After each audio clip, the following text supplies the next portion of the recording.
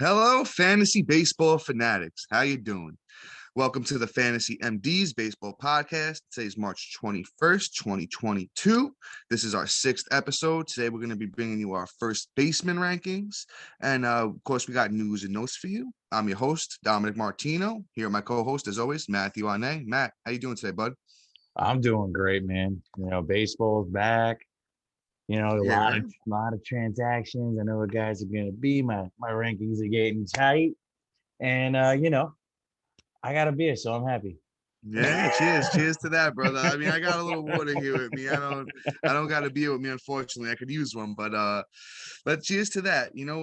Spring training's here. There's a lot of games going on. It's been some more signings, so that I want to get into some of these signings because some big news here. We're gonna start with one of the big ones. Nick Castellanos finally landed. He's headed to Philly. Matt, Hey, we're a little buddy. familiar with that team. So he got 5 years for 100 million, which I think is good deal for the Phillies too. They got him at a little good deal, I would say. So they got him until he's gonna be 34. He's 29 now. Or yeah. So I'll give you what he did last year with the Reds. He had 309, 34 bombs, 100 RBIs, 95 runs, and 3 steals. That's in 138 games. I think the outlook is only better for him. I mean, the park is on par. I mean, Cincinnati's one of the best parks to hit in, but Philly's park is great to hit in as well. And the lineup looks pretty good. I got a projection here of what the lineup might look like. They got Segura batting first, brand new Kyle Schwarber batting second, Harper batting third, JT Realmuto batting fourth, Castellanos fifth, Hoskins sixth, DD seventh, Alec Baum eighth, and Odubel Herrera ninth. So I mean, Matt, what's your thoughts here on Castellanos? I love him there in Philly. I think he moves up a little bit, in my opinion. Matt, what about you? Oh, I'm excited about the signing. It's definitely great for the team. Bumps up everybody around him. I mean, from Schwarber, Harper, Hoskins even gets a real fair shake on me now. Real Muto just is going to be stellar this year now. I'm super excited for that.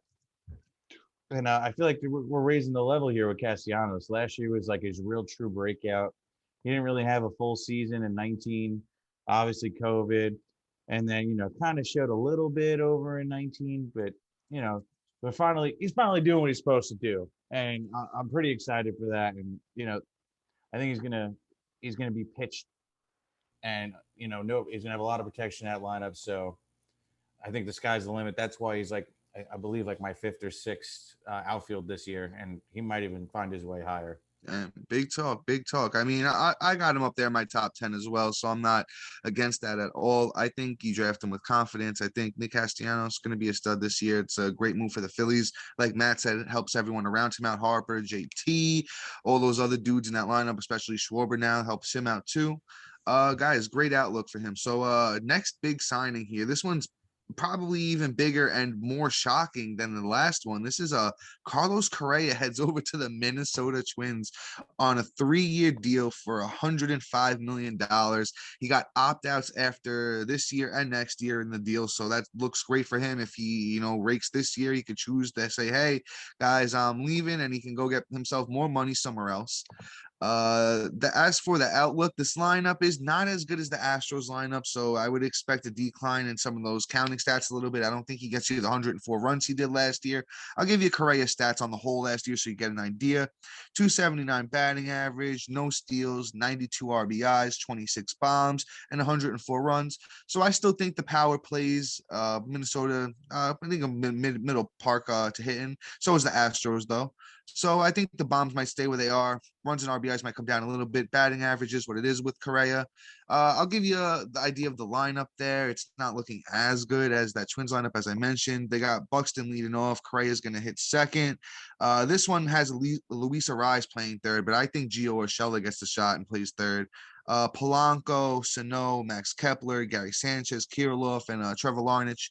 So lineup is a little mediocre, but Correa is still a good player. Matt, thoughts on Correa going to the Twins? It's shocking, right? I'm shocked. This Yeah, one's crazy. I mean, I think he's shocked too. I think it's whoever gave him the most money, and the fact that he's going to be out probably next year is going to make a lot of sense.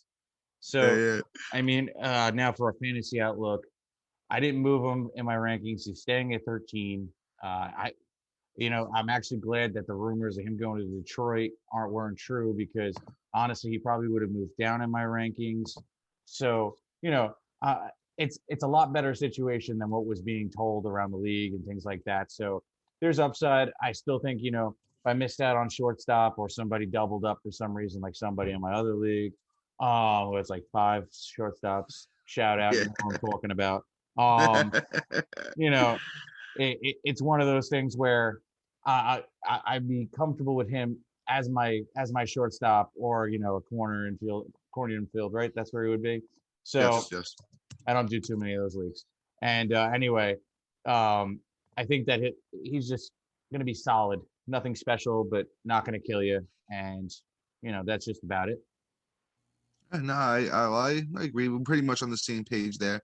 Another huge sign, and these signings just keep coming out of nowhere. And this guy gets another position eligibility, it looks like, and that's Trevor Story headed over to the evil Boston Red Sox. I hate them. They're absolutely Ah, my least favorite team in the league. But I mean, makes things a little bit interesting here for Story, because he was somebody I had ranked a little lower. I did move him up after the signing. I had him ranked as if he wasn't going to go to another great hitting park, but Boston is a great hitting park. So I think the steals and the home runs are going to play there, but that batting average, if you didn't listen to our shortstop episode, go back and check it out.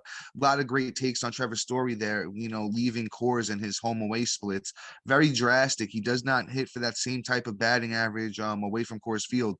So I think that 251 batting average from last year in 142 games might be what you're looking at go forward. So, he last year he had Trevor Story, 24 bombs, 20 steals, 75 RBIs, 88 runs, and he had 251, as I mentioned. So I think maybe the RBIs go up, maybe the runs go up. But I think that batting average stays the same. I think the pop stays the same. The steals probably stays around the same. So I would draft Trevor Story with all of that in mind. I'll give you guys, we're doing a little lineup breakdowns here. So I'll give you a little lineup breakdown for that Red Sox. It looks a little something like this. Looks like Kike Hernandez is going to hit first. Devers hit second. Bogarts third. JD fourth. Trevor Story fifth. Verdugo sixth. Bobby Dahlback seventh. Christian Vasquez eighth. And Jackie Bradley Jr. ninth. So that's a pretty good lineup. That's a lot better than that Rockies lineup that he was hitting in. Matt's thoughts on Trevor Story here? I think it's a good signing for real baseball. Fantasy outlook isn't too great, like you said. I think he's going to be one of those players that get drafted because of the name, and then you're going to regret it later down the line. He's a nice flyer for utility, but outside of like him being my starting shortstop, not happy about it. He did get a little bump in second base because it's a little bit more of a putrid position. Where did I move him to? Yeah, So see, I think that makes him interesting. That second base eligibility. That yeah, I was a little down on him, but I think that's going to help him in some leagues. So don't overlook that, guys. yeah. I mean, he's not like in my top like 12, but he's like 15th. Which I mean, to be honest, now that's a little bit more of a value for me Yeah, I due got to him 14 that second. So yeah. I mean, that's like, oh my God, I missed out on second base, but the production there is going to be a little bit more reliable for a second baseman only. Shortstop's a lot more deep. So I don't feel as comfortable at my short, but as my second base, that's where you'd find your value and kind of slotting them in there, but late. And I mean, he wouldn't be my first, second, third, or even 15th option, but yeah, we'll see, see. Matt, I wanna say something, and I point that out to like that the numbers that he had last year are very similar to like a Jazz Chisholm, and you got guys. Trevor Story is going earlier in drafts. Why draft him when you could wait, get yourself a Jazz, get yourself somebody that does that similar type of production later on? People are drafting Trevor Story from 2-3 years ago when he had that high batting average with the 30 bombs, 20 steals, and the counting stats when Nolan was still there, when Charlie Blackmon was still a stud. I mean, that's a different guy. I don't think he's that type of player anymore. But moving on, got a little bit more interesting information here. Trevor Bauer, who's I don't know what's going on with him. He's got himself. I mean, he was cleared by the law, word of the law. There was no charges pressed against him, so he's good on that account, but the MLB can still choose to suspend him or, do something along the lines of that. I know Dave Roberts, the manager of the Dodgers, came out and said that he does not expect him to be back with the Dodgers. That's even more interesting news. And then MLB themselves said that he's, not allowed to come back until at least April 16th when they're still trying to get the situation figured out. So, I mean, I draft him with super caution. I don't even know if he's going back to the Dodgers. So that makes that super interesting. I don't know, guys. I think I'm looking elsewhere. My drafts come around in a couple weeks. But Matt, what about you? What do you think about Bauer here and this new information on him? I mean, it's a hard situation. He's a great pitcher. Yeah, Um, he is. He's it, great. there's a lot of aspects around that. The locker room don't want him, the team don't want him, and there's a little bit of personal issues going on. He ain't gonna pitch until what, second week of baseball, so and that's just getting ramped up. So he's probably not gonna play till, if he's even on the Dodgers and he doesn't have to find another team. He's probably not gonna play if that all lines up. You know, he's probably not playing until the middle of May. I'm not drafting him until late round. And to be honest, Yeah, you're probably not going to get him because either somebody's going to forget or somebody's going to be like, oh, he'll play. And it ain't yeah, gonna be the yeah. situation that you're gonna want to be a part of. Like he's like, I don't know, your last 5 picks. Yeah. Your pitcher 7. I agree with Matt on that, guys. I'm not drafting him until I could see a flyer on him late, especially if news, starts to look better going forward, but it doesn't look like we're getting nothing until at least the second week of real baseball, April 16th. Like I said, that's the earliest date that you can have like real news going forward on Bauer, guys. So, draft season right around the corner. I don't know. But that's for you guys to decide what you want to do there. That one's a tough call. As Matt's taking him a little bit later, last 5 rounds, he said last 5 picks. I'd probably say even later than that, maybe last 2-3 picks. But other than that, guys, we're gonna move on from that one because that one's just I don't know. I don't know what's going on there. It's a But hot mess. we got some sad news here, guys. We're gonna get into some injuries here, and this one really was a blow. And I saw this come across my phone earlier. Shane Baz, he looks like he had an arthroscopic procedure, arthroscopic surgery on his right elbow to have some foreign bodies removed. So I mean, he's going to be down for at least the next 2 to 3 weeks, and that's just throwing. He's not going to throw for 2 to 3 weeks. So that makes things interesting here with a guy who already looked like he was going to be limited. That's what the Tampa Bay Rays do. If you look at Shane McClanahan last year, I thought that was the perfect example of what you would see from Shane Baz this year. I think McClanahan got like 137 innings. So I was expecting something around that from Baz, but it looks like you're going to get even less now. I would say it's maybe 120 innings from him, maybe if a little bit more, maybe if he looks good and they want to push it. But I definitely don't see that. Maybe he opens like some games, gets to that 3-4 innings, which is, sad because this kid was one of the best pitchers in baseball last year. It was great with Team USA, came, out, only pitched 13 innings last year, but had 18 strikeouts, had 203 ERA, of course, 3 starts, 13 innings. The whip was 0.675. So the kid was great when he pitched. It was very small sample size. But Matt, any thoughts here on Shane the Train going down? Yeah. I mean, to be honest, if this was like a little bit more in the off season, like if this was like a month and a half ago, I wouldn't even bat my eyes at this. This is pretty Yeah. standard routine procedure. So that's one thing I can say that I feel okay about him. But the other thing is it's really hurtful that it's now. Because again, it's like the same thing with Bauer, right? Yeah. He's going to be shut down for 3 weeks. He's not going to ramp up for another couple weeks, and then that's with no setbacks. And then he's rolling in, and then finally getting. And then Dom made a good point. He's going to be limited, so it really destroys your value. He's a nice little like put on your watch list or last pick of the draft. I mean, Yeah. it depends on Move when him your down, draft guys. is too. So like it depends on when your draft is. If you're drafting this weekend, which is some people, because you just decided not to change it from when you had it locked, or you were smart and you moved your draft back a week like we did, then you have a little bit more time to gather a little bit more information about, expected timeline and things like that. So, I would keep your ear to the ground, look out for it, and, adjust accordingly. Yeah, guys. Just one last thing that I want to say. In dynasty keeper leagues, I'd say still draft him highly because he's a great young player, and 2 to 3 weeks shouldn't affect him in a league like that. But in a redraft league, 2 to 3 weeks is a big deal, guys. And like we said, that's just to get back, and then he has to ramp back up and do all that extra stuff. So, guys, move Shane Baz down your list a little bit going into the drafts, I would say, unless it's keeper or dynasty. Next injury here was Zach Wheeler. It looks like he suffered an injury to the nail of his right middle finger while he was putting on his pants. So oh no, I'm sorry. No, that's my fault. I misread that. That was actually from 2 years ago. He did that. I misread that. That is funny though. So you're telling me he pulled funny. his chain. He did a Blake Snell where he dropped something on his foot. No, okay, yeah, that is fun. That's my fault, guys. That's a misread from me there. That's not what happened to him. He had some soreness in his right shoulder when he started his off-season program, so he was a little bit behind everybody. So that's what's going on with him now. Once again, that's my fault for it happened 2 years ago with the nail. That is hilarious though. So he's got some shoulder soreness. I know he's throwing bullpens right now. He's a little bit behind everybody else in camp.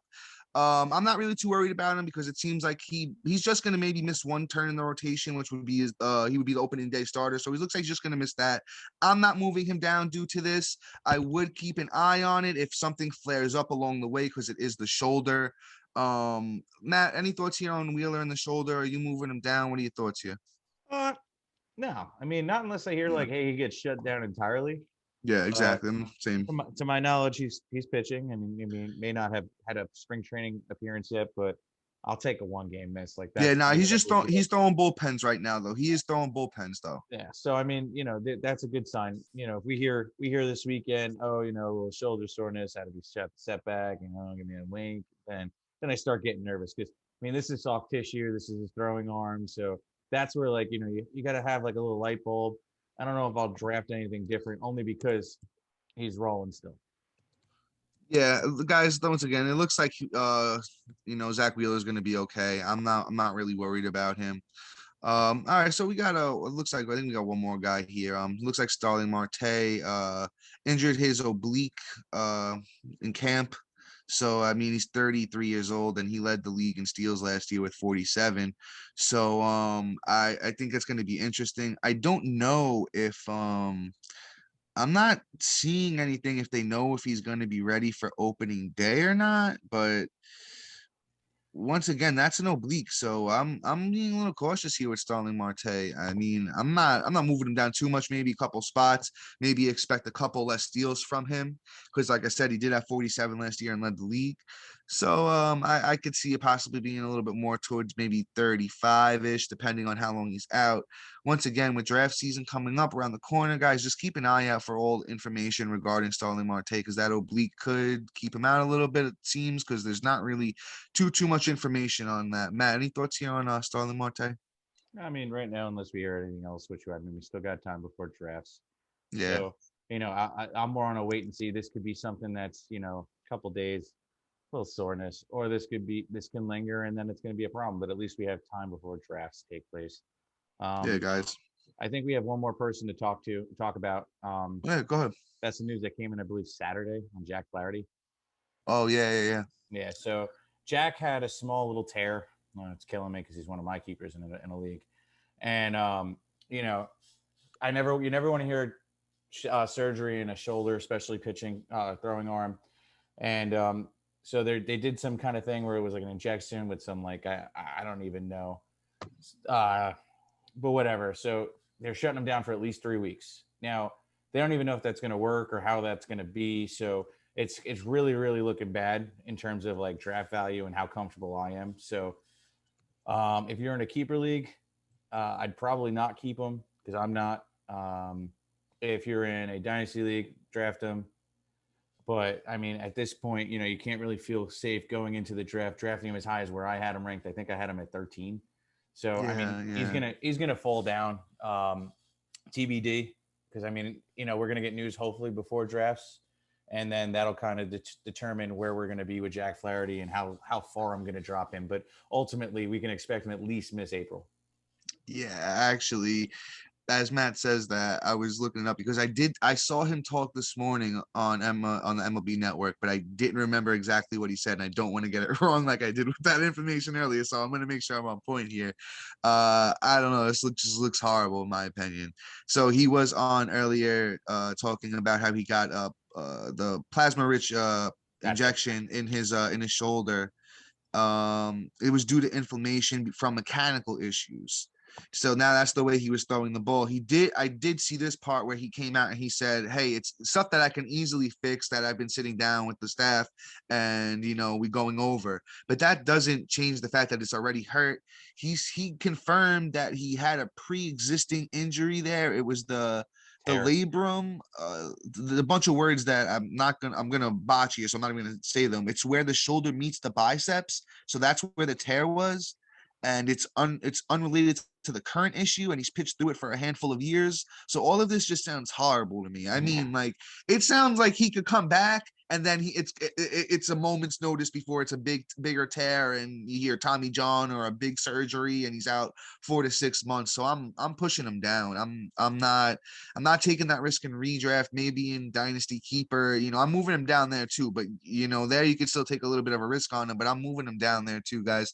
This just looks really bad. This happens every spring. You see, something like this come up, and it's unfortunate that it happened to Jack Flaherty in time where we really thought he was going to take that next step forward and just be one of the top 10 pitchers in the league. But all right, now it's time to get into these first base rankings, and Matt had a little something special in store here for our number one guy.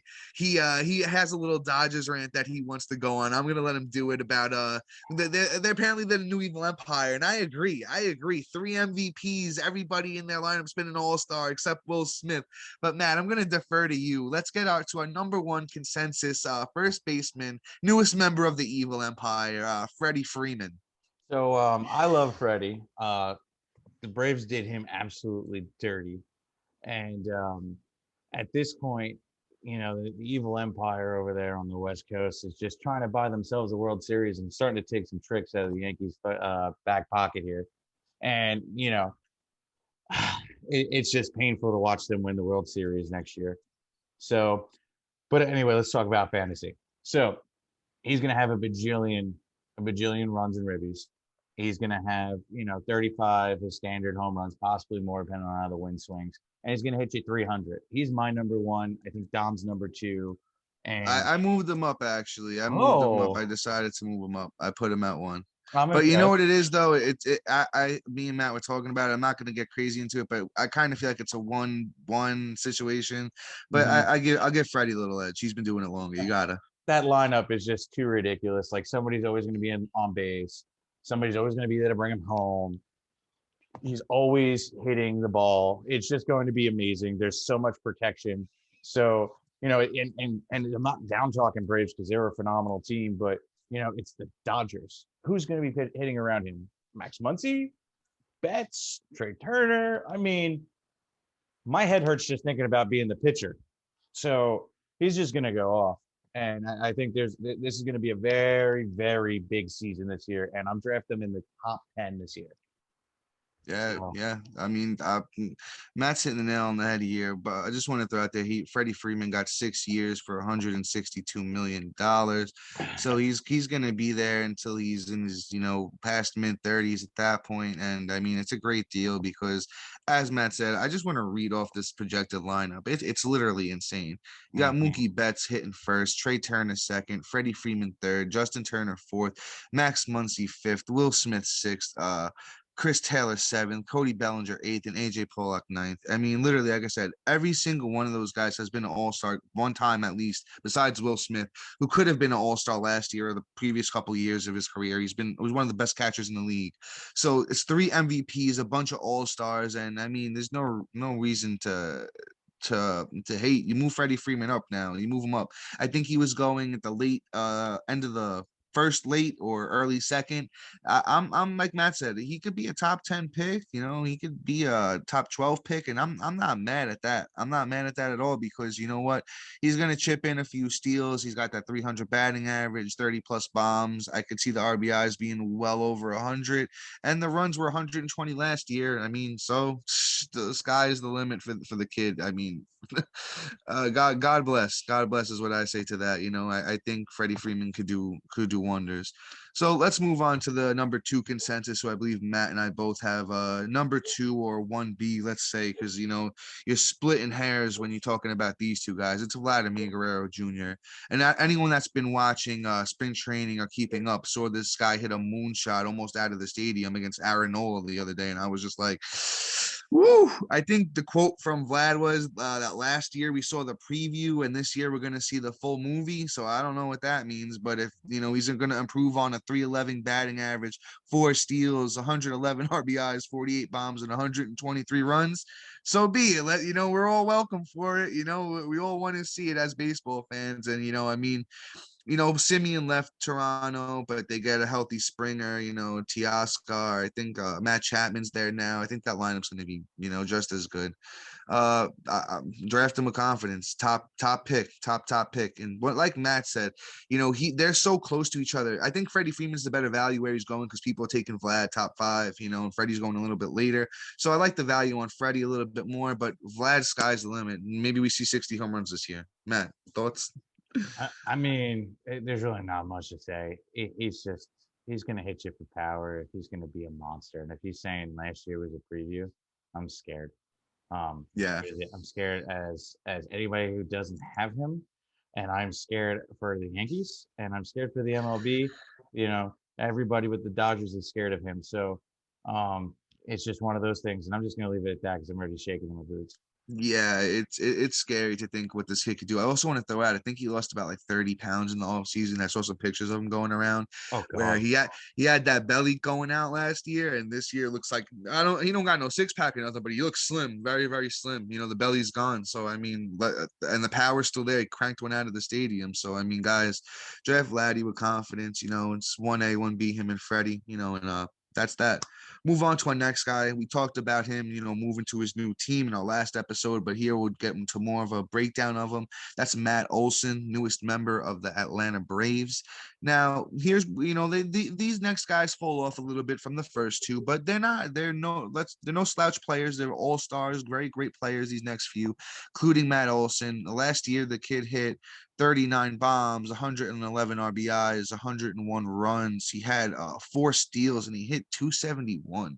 So the kid's a stud. I'm a big fan of him. I think everything only gets better in that Atlanta Braves lineup. I think he's coming off the board as the 29th pick overall.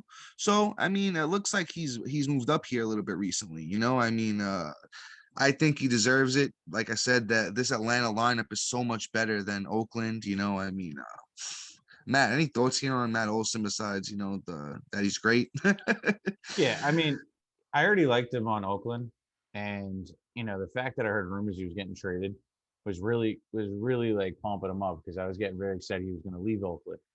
Now he walks in this position that Freddie Freeman was in with a lineup that is going to give him protection and is going to have a lot of people on base. And the guy already had a boatload of runs and ribbies last year, so now I feel very confident in the production surrounding him, which makes me push him up to my number 3 overall, and it kind of solidifies him as a safe and beyond safe, and now a high upside pick. And at 29, honestly, I'm not even mad at that. I can get a nice bat in my first round. I can get a good arm, and if I'm at the turn, I'm getting him too. How you doing? So I think Matt Olson is a great pick. You can't. The only thing that could possibly be a question, but I think he's made enough changes in his swing and everything is the batting average.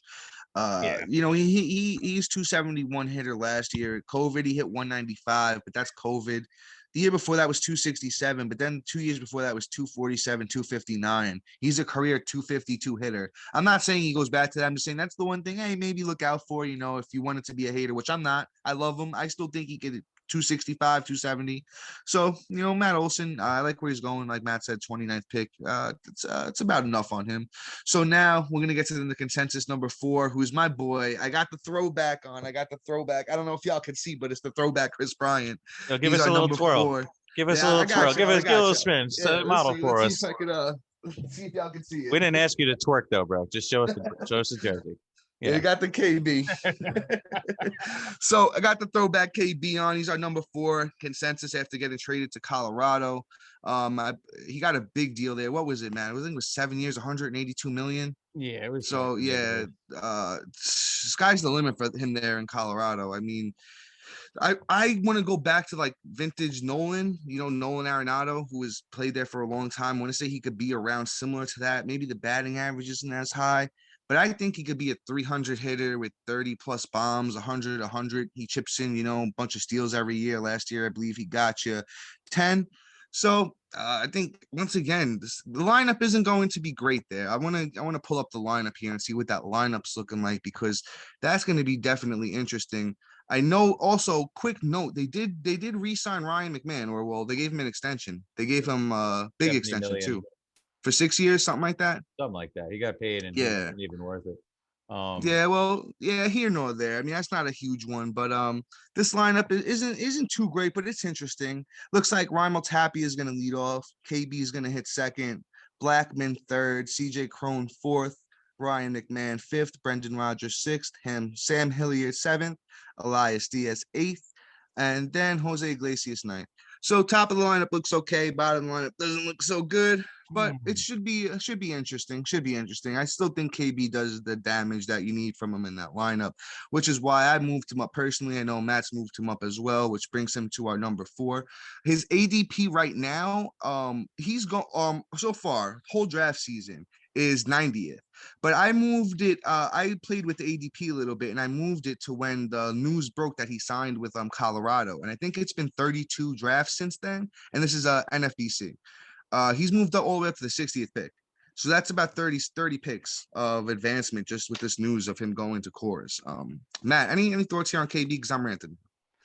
let's put it this way. I'm very excited at the fact that he is on a team now that, where the balls just fly out of the stadium.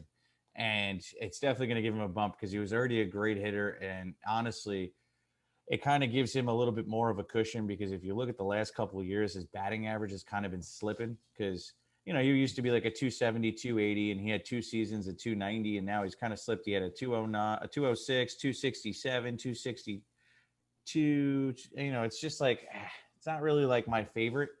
But this now, this is going to be great. And the fact that we know that he's a good hitter outside of Course kind of makes him a little bit more stable. And that's why I moved him up.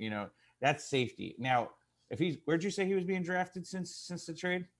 32? After the trade, he's going. It's 32 drafts, and he's going as the 60th pick.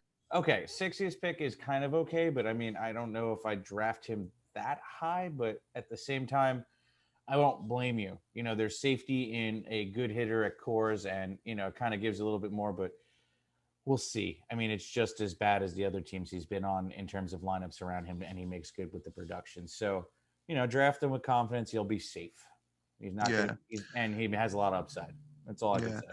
So yeah, the thing is, I think Matt saying the batting average, he's a 278 career hitter. So I think if it's a 278 outside of Coors, I think 300 is definitely in the ball game. He had 25 bombs last year, so I think that could easily come up to 30. I'm not one of those people that are saying 40, 50 plus. I'm not predicting that, but I think it's an easy 30 bombs. And the runs and RBIs may not be great, but I think he gets you more than the 73 RBIs and 86 runs he got last year. I think he improves on those two numbers, and he got 10 steals. So I think the steals is going to be, he's pretty much around 10 every year. So I think he chips in another 10, if not 8. So he's going to be helpful in that category. Like Matt said, somebody you draft with confidence. You know what you're getting out of the kid. He's going to be in Course for the next few years. So I'm banking on him only getting better and more used to the environment around there. Now, here's our next guy, somebody I want to have a little discussion with. I know Matt maybe pushed him down a little bit recently, and I want to kind of find out why. This is Pete Alonso of the New York Mets, number 5 consensus. First baseman for us. I believe I have him a little higher. I think I have him at 4th. I have him one spot higher. I have him at 4th. Matt, where did you push him down to? Because I saw you pushed him down a little bit. So he's at 6. So not crazy. I think you put KB up over him, which isn't crazy. It isn't too crazy. KB and Goldie, but we'll talk about him next, so I won't go. Yeah. So I mean, Pete Alonso, I love. He's similar to Matt Olson, but Matt Olson went to a better team, so that's why it kind of got a little separation there. And I think KB's been around a little bit longer and he's more consistent. That's why we like KB over him. But Pete Alonso last year, he had a great bounce back after that, down COVID year a little bit. Last year, 262, he had 3 steals, he had 94 RBI, 37 bombs, and 81 runs. I think you expect very similar production from him this year. He's gonna be 27 actually. He's a little older than I thought he is. So I mean, still prime of his career. So I still think he's good for he could hit 40 plus bombs in that lineup. Though I think the RBI should be very, very solid. Lineup's only getting better. The runs could be a little bit better too with that, a better lineup, which is why I'm high on him. I got him as my 4th, first baseman. ADP's coming off the board as the 6th first baseman, 46th pick. He's actually going behind guys like Austin Riley and Paul Goldschmidt, which I'm not backing that. I don't think Matt is either, honestly. So that's a little bit off. So we kind of see Pete Alonso having some value there, you know. You Matt, said You said behind Goldie. yeah, he's going behind Goldie and he's I have going Gold. behind Austin Riley. I have Goldie higher than him. I have. Oh yeah, so go ahead. So go ahead, Matt. Here, give me some Pete Alonso news. Why you're a little bit lower on him? I mean, it's not that I'm low. I'm cutting hairs here. It's just Lower than me. Lower than me. yeah. I mean, you're splitting hairs here, but like, I mean, I think Yeah. he returns to the mean in terms of like ribbies and runs. You know, with people being healthy this year, and you know, the owner looking to spend $1 bajillion.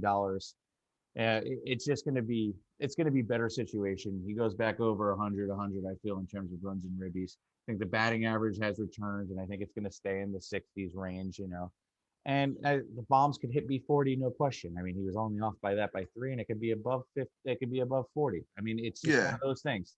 He's great, but now since you've already brought it up, I'll talk about Goldschmidt. Yeah, yeah, and he's next, so we could Yeah. fully move on to our number 6 consensus, Paul Goldschmidt, our first baseman. So I mean, Goldie really never had a bad season. He's been great. He's been in the league forever, and he kind of had like a really, really good year last year. And let me just read that off for you. So he bat 294, which you always expect. He had 31 home runs, 99 ribbies, 102 runs, and then to boot, he added 12 steals. Now that's where I'm gonna put him over Pete Alonso. I get 12 Yeah. steals on top of that production, a way better batting average. And yeah, I'm going to have 10 less home runs, 9 less home runs, but I'm still going to have 100 and 100. That's a 5 category contributor versus a 4 category contributor. And that's what bumps him up over it. And Hey, I agree. It's a great argument, brother. so, like, it's just a matter of what you're looking for and what your team construction is going to be like, too, because you may want to wait and get Alonso because you already got your steals at the top of the draft. But if you want a chip-in guy, and you've got a few of those, this is your perfect guy. 5 categories versus 4. But Yeah. it's all about who's going to fit your mold and how you're building your team at the time. Yeah, Matt makes a great argument there about Paul Goldschmidt. Now they're going off the board very close, 2 picks apart. Goldie's going 2 picks ahead of Alonso, so you're basically getting him at the same spot in your draft. But Matt's right though. I do like the consistency of what Goldie's done, his whole career, and I mean that's hard to ignore. The thing is, guy's going to be 34. He's getting a little bit older. I'm not saying that makes him any worse. There's guys, a lot of guys that have gave for all their time or run for their money. It looks like he's going to be one of them. Has been one of them going this far into his career. I do think Pete Alonso does have some upside, of like 40, 50 bombs, like he hit over 50 in his rookie year. And I think the batting average potentially could possibly come up a little bit, which, maybe could separate him from Goldie. But then again, I'm just projecting. I'm really, I don't know anything. I don't know anything, like, but moving on, let's head to our next guy. Let's go to our number 8. Let's go to Luke Voigt, San Diego Padres. It's a big trade. That's a big trade. Makes things super interesting. I think that it's a big move. I think gets him away from the Yankees, gets him starting position as DH, and I think he's going to play every day. I think he's going to play every single day. And that makes him a huge value. I think he's slipped in drafts a lot. I'm going to pull up his ADP here. I have to scroll a little bit, so forgive me because they got him buried here, it looks like. Where do they got Luke Voigt going? I can't even find him. It looks like he's super buried here. Well, that's because he Matt, just got traded. Matt, give me your thoughts on Luke Voigt. Oh, wait, I found him. So check this out. I did have to scroll. I thought I made a mistake, but I found him. 34th first baseman. Isn't that crazy? It's 253rd pick. That just blows my mind. I think that's absolutely a steal for him. I know I took him as the last pick in one of my personal drafts, and I think it's a steal. Matt, thoughts on Voigt here? Now, you moving him up? I know I moved him up on my list. We got him here as our, number 8 consensus. Yeah, he's actually my number 8, and I'm actually pretty stoked about him going because I was pretty upset that we got Rizzo as of the fact that we have the power hitter in Voigt. So the fact that the Yankees kind of let him go and go off to the Padres, which that lineup is just fantastic, and especially once Tatis returns to the lineup, it's going to be even better in that second half. So I think the sky's the limit. The only thing that kind of is a knock is, I mean, it's not Yankee Stadium. out there in San Diego, which is a way bigger stadium for this. So it's the only little knock I got on him, but the guy's got power and he can hit it out of the park if he really wanted to. So I would say, draft him with confidence. I'm pretty happy about it. Yeah, he was banged up a little bit last year, so that I think that affects the numbers that you did see from him. That 239 batting average is not what I'd expect going forward. I think that batting average is more of what you've seen for his career, which is a 267. So I think that, Luke, my projection for Luke this year could be like a 260, 265 batting average, 30 plus bombs. I think the RBIs and runs get better when Tatis comes back and that lineup looks a little bit better. So I think, I think high expectations for Voit, and I think you move him up from where that ADP is. I have him as my I believe my 10th first baseman. So I'm drafting him a lot higher than consensus right now. But moving forward, I do want to brush past something. I did skip one guy. No, You're good. yeah, You're good. I'm good. Oh yeah, all right, so let's keep going forward here. We got Jose Abreu as our number 9 All right, consensus. you're good to talk about him.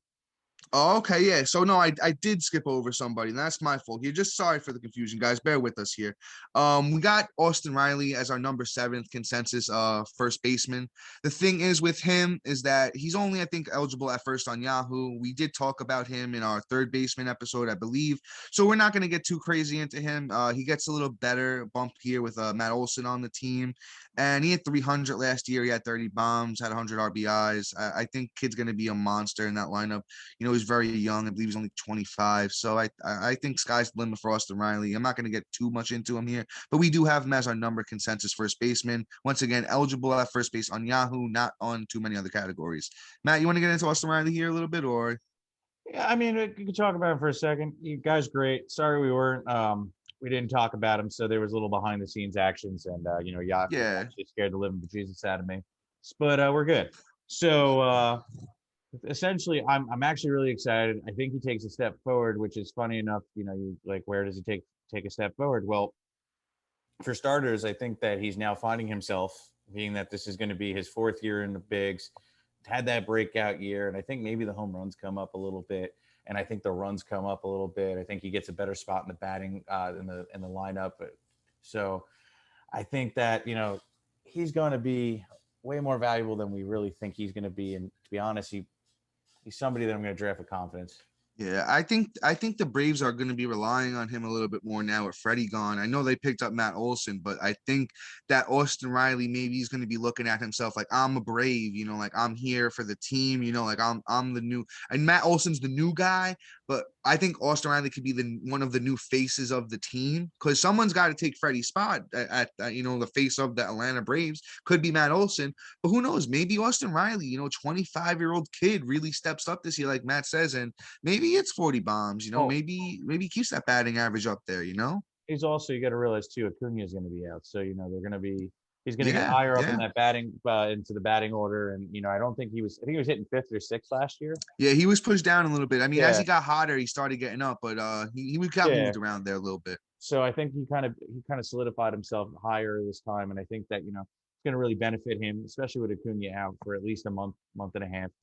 So and then even when Acuna comes back, though, that lineup is a deadly lineup, man. Lineup is going to be very, very interesting this year for that division, But I do want let's look at that lineup real quick. I do want to see how that lineup looks with with what's his name there, Matt Olson.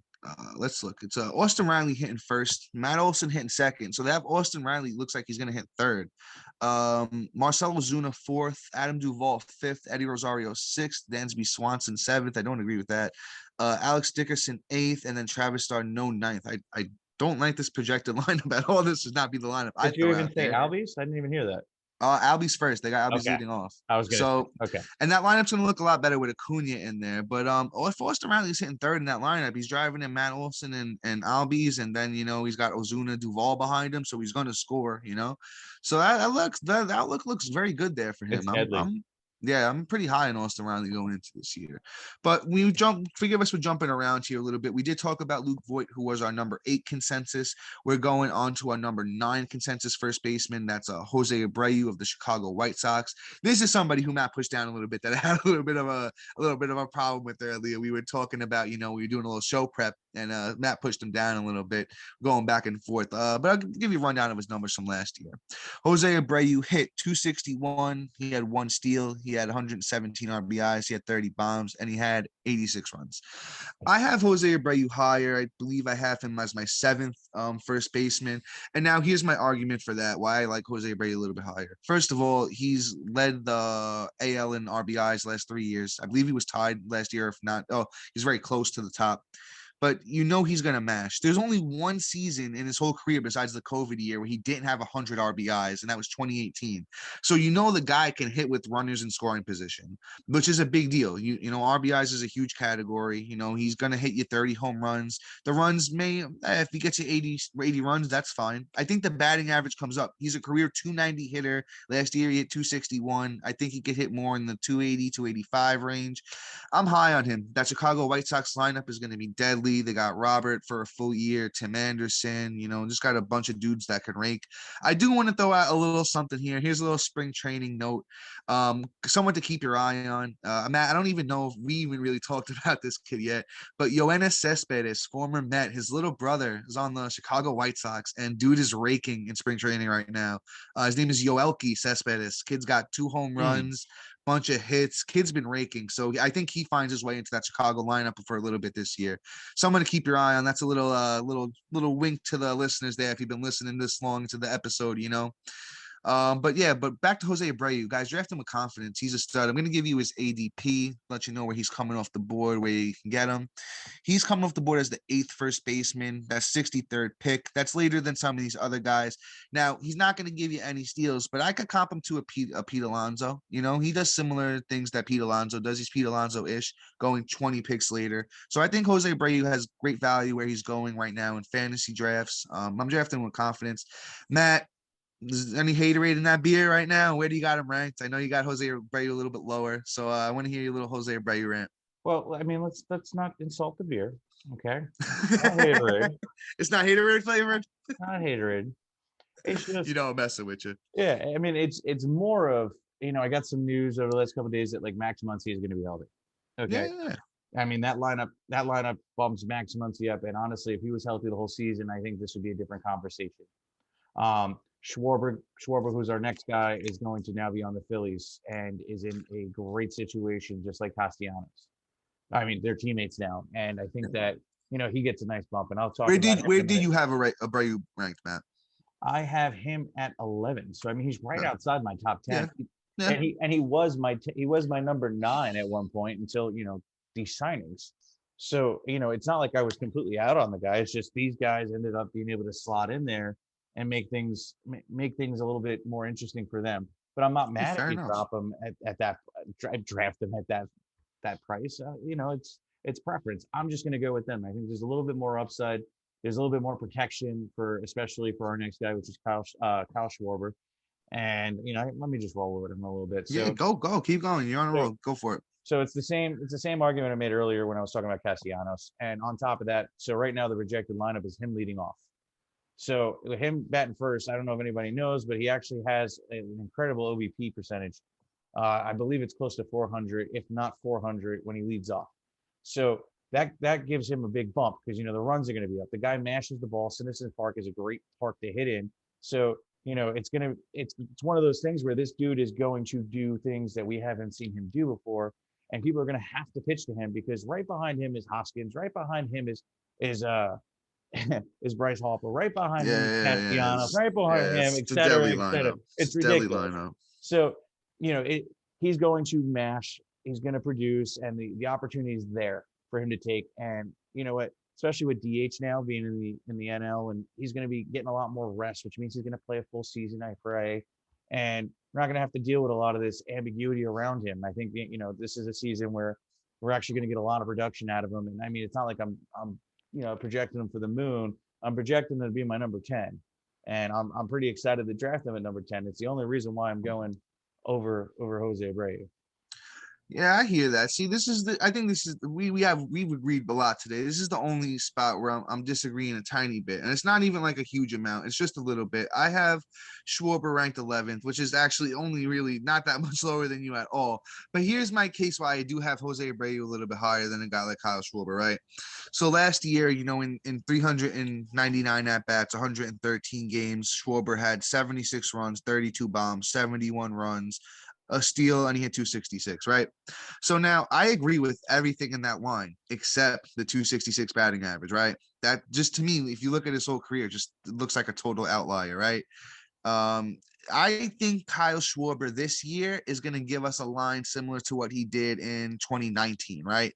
2019, he played 155 games, which is a full season. He had 529 at bats. He had 82 runs. He had 38 bombs. He had 92 RBIs. He had 2 steals, but he hit 250. So my thing is I think some people are projecting that batting average up. I'm projecting the batting average to come down a little bit. He's a 239 career hitter in 2,205 at bats. So that kind of says something. I mean, you don't really make a huge batting average jump unless you made like a crazy swing improvement or something along the lines of that. And I haven't heard anything along the lines of that with Schwarber. I don't know if he did. Somebody correct me if I'm wrong, in the comments or somewhere. But I don't remember seeing anything that, oh, he made a swing adjustment or he's doing something differently. I just think last year you saw 113 games, which is a shorter sample size, compared to, the 2019 150 games where he had 250, or the 137 games in 2018 where he had 238, or 129 games in 2017 where he had 211. So I just think that batting average could be somewhere in the 250 range. I have him ranked near Muncy and, Brandon Lau in the sense, or Brandon Lowe. I always get those confused, Lau or Lowe. I don't even know which one. I'm It's sorry, not Brandon. important. Yeah, that's my fault. But my thing is, I see him in that range where those guys hit high 30 home runs with a 250 batting average and the runs and RBIs. Where Jose Abreu is going to give you a plus batting average, and he's still going to give you 30 plus home runs, and he's going to give you the runs and the RBIs, and he's going to have even more RBIs because he just leads the league in RBIs. That's what Jose Abreu does. But once again, we're kind of splitting hairs here. I think it's a little batting average versus home run convo because I think Schwarber's going to give you more bombs. I think Abreu's going to give you more batting average. So, Matt, any other thoughts there here on the position? You want to go dive a little deeper? Any other thoughts? I think we have time for one more. Okay. So you know what? You bring up somebody off your list, or if you're aware of someone that you want to talk about, and then I'll do somebody I want to talk about. Okay. That sound all right? Yeah, I'm gonna let you go first. Okay, yeah, that sounds fair. So give me a second. You know what? I got somebody. Let's talk about CJ Cron, somebody who I think deserves to be talked about. I don't know if people realize how good he did last year. I have him as my let me see where I have him as first base. I got CJ Cron as my 14th first baseman. Matt, what do you got him ranked real quick while I pull up some CJ Cron stats? Cron, I got him. I did him dirty. I got him. So let's see. So this is the convince Matt to move somebody up segment of the podcast. I got him at 21. All right, so we're gonna get Matt to move him up here. So last year, CJ Cron kind of did what a lot of people expected him to do coming to Colorado. So now keep this in mind, when you're thinking, oh, CJ Cron did this coming to Colorado. What's Chris Bryant gonna do coming to Colorado? So CJ Cron last year, he hit 281. He had 1 steal. He had 92 RBIs. He had 28 home runs. He had 70 runs, and that was in 142 games. So now, I mean, you love the 281 batting average with the 28 bombs and the 92 runs. That's 3 categories he's going to help you in. Let me see where he's coming off the board these days at first base. Looks like they got him buried. He's the 20th first baseman off the board, 132nd pick. Now, if that just doesn't scream value to you, I think you're a little sick in the head because, dude, it's a 281 batting average with almost 30 bombs and the RBIs are there. So if he's coming off the board at that pick, thank you very much. I'll take him as my utility. I'll take him as my first bench hitter, and he's gonna hit for you in that lineup. I truly think that that upside in cores is very well. He even hit 30 bombs in 2018 in 140 games for Tampa, so I think the bombs could come up. I know he started off the year a little bit slow last year, so I think there's a lot of upside there with CJ Cron. Matt, any thoughts on him? To be honest, I mean, that convince you? I mean, he'll go up. I mean, I have him Okay. buried. It's first base, but I mean, I don't know too much about him to really comment, other than the fact that like he's just not mind blowing or anything like that. But if I'm in like a Yeah, yeah, 15-man league, or I, yeah. That's what I'm saying. I'm he's a saying, waiver wire pickup. But I mean, I could see where there's upside. yeah. My thing is, I think if he's coming off the board as the 20th first baseman, and you're going to get a guy that's going to hit over 280-ish, even if he hits 275, it's almost 30 bombs, and the RBIs look nice. He's going to be driving in KB now, got an extra little guy to drive in. Yeah. So I think there's upside with CJ, especially going that late. I think it's a value play. I think it's a value play with CJ Cron. Okay. Any you got a guy there, Matt? Yeah. So I'm looking into my boy Kurloff. Okay, yeah, this is good. Somebody good to talk about. It's very somebody. I think I have him a little bit lower than I should probably too. I have him pretty high. So I mean, I have Kurloff at 15. Oh damn. Yeah, I really like Kurloff. I think his upside is great. I think he's the future of the Twins organization. I think that the addition of Correa and the bats around him are going to be pretty good for him. I think that looking at his minor league stats, he's nothing too crazy, but at the same time, I think he takes that step forward and really just makes things work for him and be that future of that organization. And fantasy outlook, I think he's going to do better than what's below him, at least, because I'm not really too confident anybody actually besides Jared Wolf, who I have right in front of him, and honestly him over, like, I don't know, Anthony Rizzo. They're like a trade-off at that point. I think there's going to be similar production. So where did you say you have him ranked again? 15th. Jesus, I got him buried, Matt. I don't even. I think you should rethink that. Yeah, see, I got him at 28th at first base. Jeez. So he's down there in the dumps. I mean, my thing is, I know he was a highly touted prospect, but to be honest, I mean, he had one really good year in the minors, and it looks like that was about it. He had a couple other decent years, but I mean, if everyone's just looking at that 2018 where he hit, I'll read you off his best year in the minors. It was a 2018 where he hit 348. He had four steals, 101 RBIs, 20 home runs. He had 75 runs. Now that's great. That's awesome. I mean, yeah, if he could do something along. Once again, I'm not super familiar with him as a prospect. I know he was highly touted, but I mean, last year in 59 games, he hit 251. He had a steal. He had 34 RBIs. He had 8 home runs. He had 23 runs. I'm not beating the door down for this guy. Maybe he'll find his way up a couple spots. Maybe I'll move him up closer to 20 than 28th. But I'm not beating the door down for this guy. I think there's other prospects you could look at. I'm just not a fan, not a huge fan. It's not one of my personal players that I'm going after this year. I think that he's young. He's going to be 24 years old. So, if you do like him, you can draft him, put him on your team, but it's not one of my guys. You're gonna get him nice and late, so it's not somebody that I'm saying, hey, go out. Yeah, I'll pull up his ADP. I mean, let's get his ADP. Oh, he's actually, so listen about this, Matt. He's coming off the board as the 24th first baseman, 184th pick, right? Mm-hmm. Now, my thing is why am I taking him? I'll go get myself Luke Voigt. You know what I'm saying? I mean, if he's going that late, but Luke Voigt isn't going to go that late anymore. Yeah, you're right. He might move up. Luke Voigt is probably going to find himself to closer to pick 100. So, yeah. I mean, it's one of those things where you can't say that. We're still 2 weeks out from drafts. I mean, the first big draft weekend is probably this weekend. So, yeah, that's true. True. Let's chill on that one. But I mean, honestly, yeah. Kurloff is going to be pretty late, but I think he's going to be pretty good. Again, it says rankings versus actually where you draft him, right? Yeah. This is where I think he's going to finish. And honestly, I mean, the 15th first baseman really isn't that valuable either.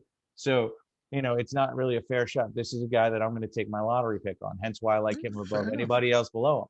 So, it's just, I think too that there's some upside. And I mean, if it looks anything like 18, and if you look at right before he got called up too, and this is just to reference how good he was, and this is why he got called up in 2021, he was mashing with a 500 batting average, and he threw up 2 bombs in a couple of appearances. I mean, the kid's killing it.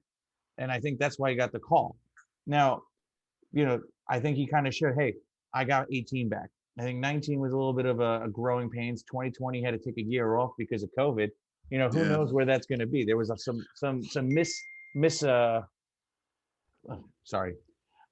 was a little mishap of of misdevelopment. I think that this year we kind of see where it brings him. If this year he flops, but you're not going to Yeah. draft him high. He's going to be the last pick of the draft most likely. Yeah, guys, Kirilov's interesting. He's still young. Like we said, going to be 24 this year. That Twins lineup looks a little bit better with Correa in it. He definitely has some upside. You take the shot on him, guys. But I think we're going to wrap here. It's our first base ranking episode. We appreciate, the listens. Guys, once again, as we've been saying throughout our last few episodes, if you want our rankings, reach out to us. All you got to do is follow, like, subscribe, rate. If you do any things like that, shoot us an email with some proof, and we'll shoot you over our personal rankings, guys. And our rankings go deep in each position. We got at least like 40 guys ranked in outfield and starting pitcher. We go super, super deep. Next week, look forward. This Thursday we have our next episode coming up. It's Monday, we're gonna do what? Yeah, no, I know. I'm so ready for baseball. I'm going into the future already. But guys, on Thursday we're gonna have our first episode of our starting pitcher rankings. I believe we're gonna do a two-parter with that because it's such a deep position. So look forward for that, guys. We truly appreciate everything. Until Thursday. See you.